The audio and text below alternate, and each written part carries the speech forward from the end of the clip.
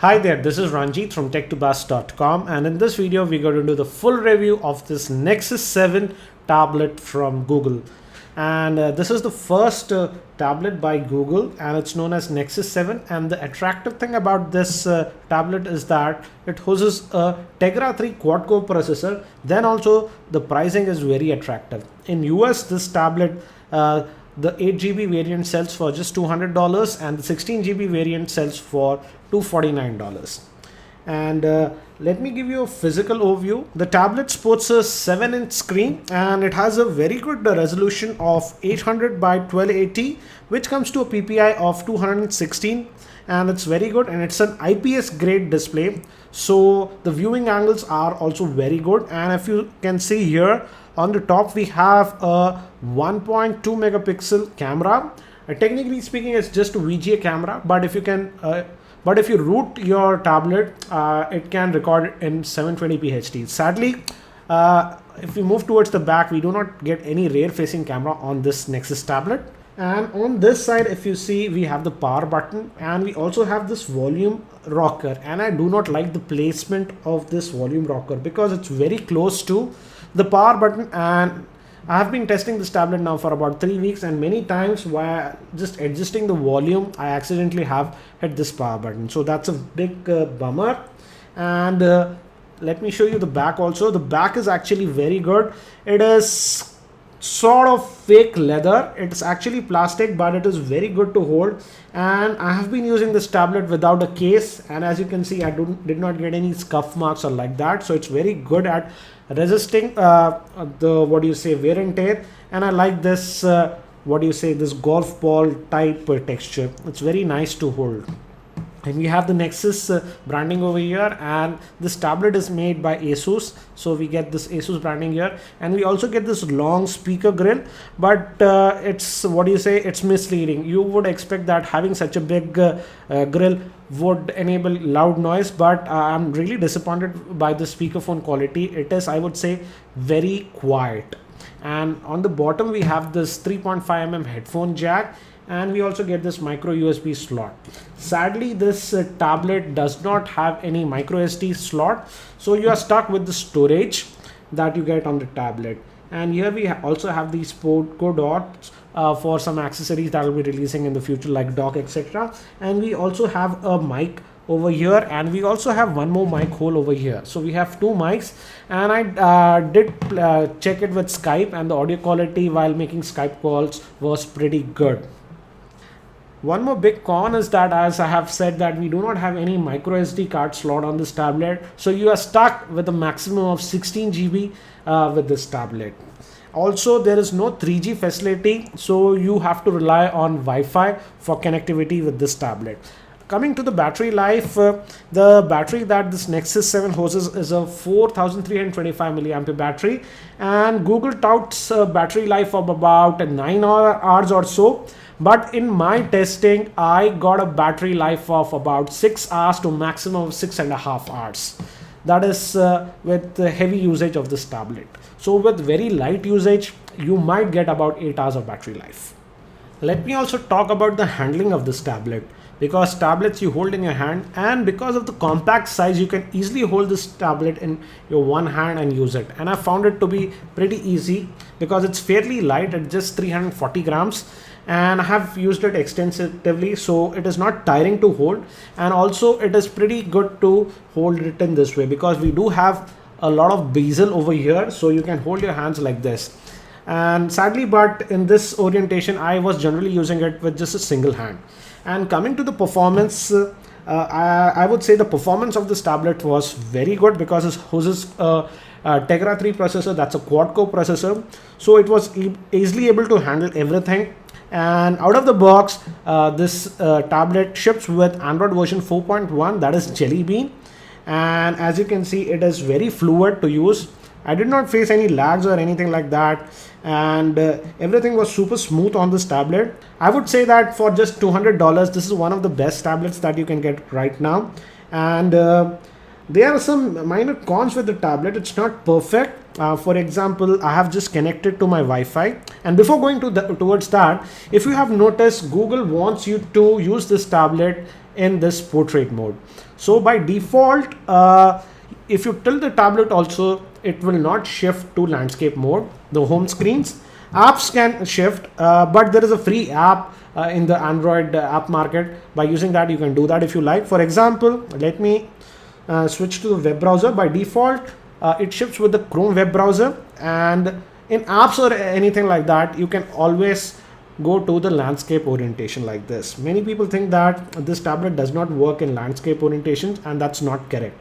It's just that the home screen, Google wants you to use it in the portrait mode, and I get the idea behind it because you can easily hold the tablet in one hand and use it. So, and we do get a toggle over here, and as you can see, you can toggle the orientation from here. So in terms of also web browsing, it was pretty fast, but I have a problem with the web browser. As you can see, it's pretty okay. Let us now go to a big web page like Engadget. And as this runs on Jelly Bean, you must have known that out of the box, Jelly Bean does not support Flash. And as you can see, it did load this Engadget website. That's the full website pretty quickly. And one thing I have an issue is that the scrolling is not as fast as I would have expected on this tablet. And I found that that is not the problem of this tablet, but the Chrome web browser. I generally found the web browsing to be a lot better with a third-party web browser like, Dolphin. But don't get me wrong, it is pretty good. As you can see, even the pinch to zoom gesture is silky smooth. But it's just that in very long web pages, etc., the scrolling is not as smooth as you would have expected. For example, the new iPad. But in general usage, it's pretty good. It's just that I was expecting a little bit more with the quad core processor and the Chrome web browser. So that's for the web browsing. It's pretty good, and we also do get tabs like this, so you can easily use it in this orientation and load a lot of websites. For example, let me again show you. As you can see, it loads this websites blazingly fast, as good as I would say a laptop. So that's for the web browsing, and it is very good. Also, you can easily play back videos, etc. You get the YouTube app,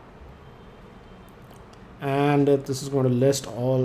It's going to log into my channel, and as you can see, again, it plays them without any issues. Let me just play back one of my own videos to show you the same.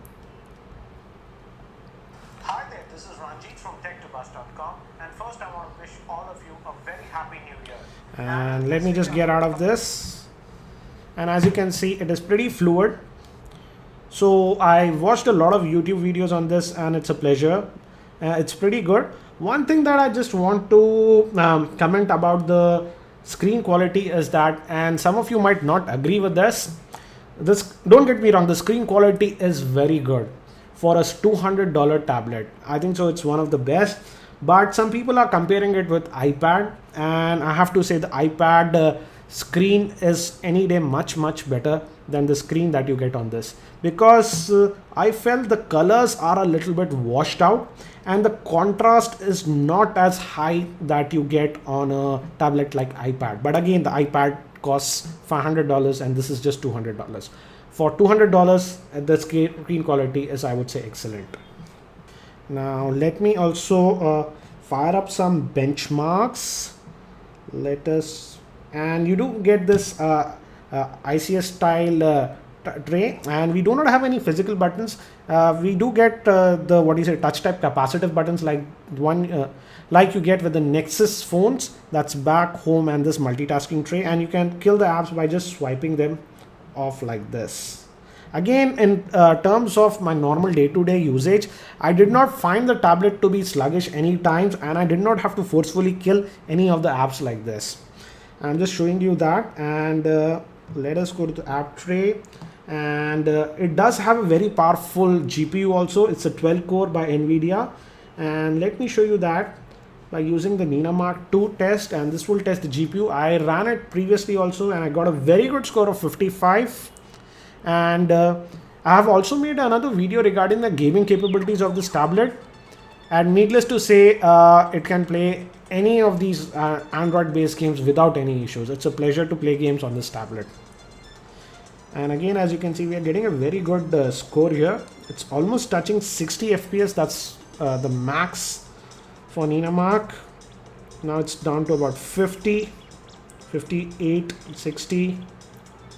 It's hovering to 47. And it's almost done. And again, as you can see, we got a Ninamark score of 55.1, which is needless to say excellent. And according to Ninamark test, the GPU rendered is the Nvidia Tegra 3. And so let me get out of this. And also, again, it can play most of the games without any issues.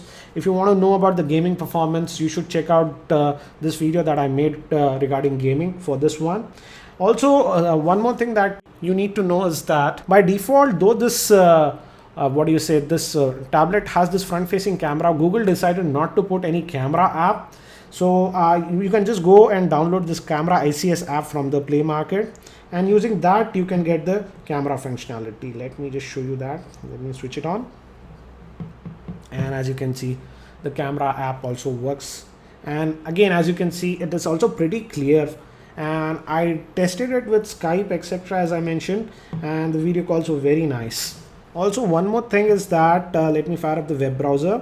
Also, in the portrait view, I find that it is very easy to type on this tablet, because if you hold it like this, it is very easy to type. I generally do not type a lot when I was using other tablets, but I found that I was able to reply to a lot of emails when I was using this tablet, because simply while holding and typing, it is very easy to do the same.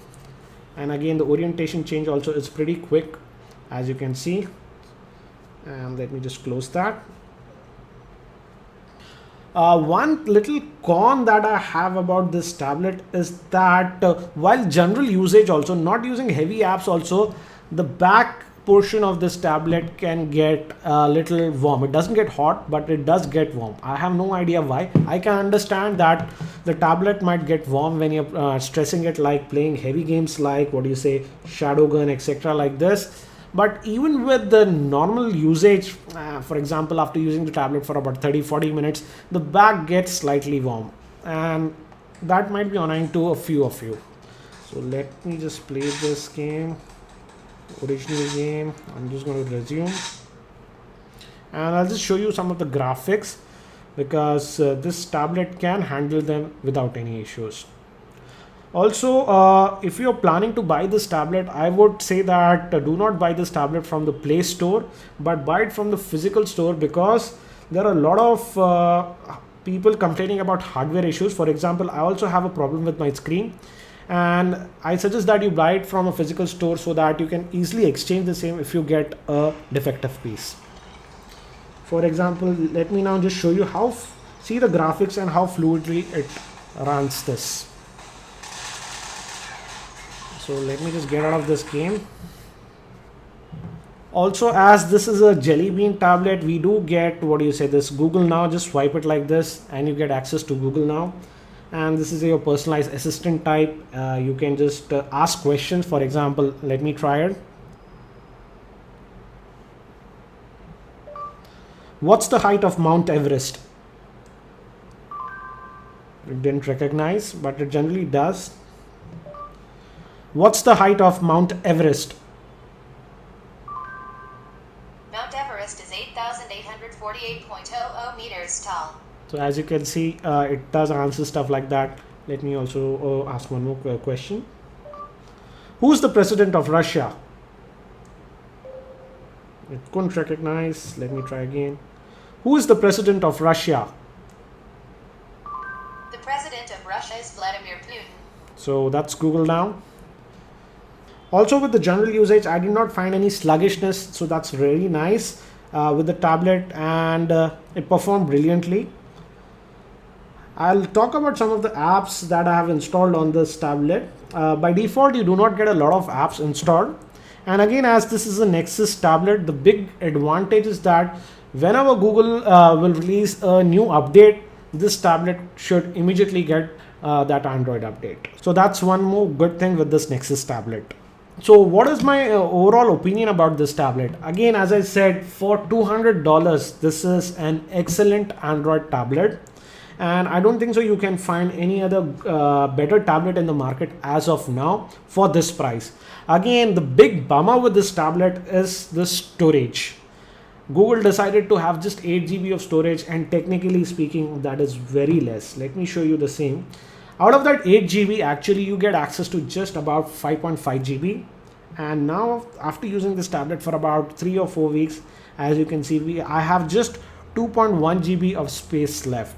So if you're a person who is going to play a lot of games and install a lot of apps, I would say that you definitely consider the 16 GB version, because there's no option to expand the storage. Yes, I know that you can root it and attach a thumb drive, etc. But I'm talking about the stock experience. With that, you just get 16 GB of storage, and I think so in the 16 GB version also you get approximately about 13 GB of space available. So that's one big bummer I have with the tablet. Also, coming to the other part is the overall quality. I have read a lot of news about this tablet about we have screen popping out issues. The screen is not properly aligned.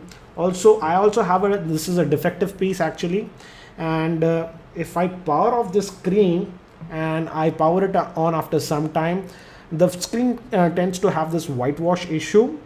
And that's one thing Google needs to control, the quality issues with this tablet, because quite a few people are having some hardware related issues with this tablet. So what is my opinion? Should you buy this tablet? Yes, if this tablet is already available in your country, I would suggest that you go and buy it from a physical store, so that if you get a lemon, you can easily exchange the same. Because keeping the hardware issues aside, this is one of the best budget Android tablets in the market. I hope you found this video review helpful. That's it for now. This is Ranjit from tech2bus.com, and I hope to see you in my next video.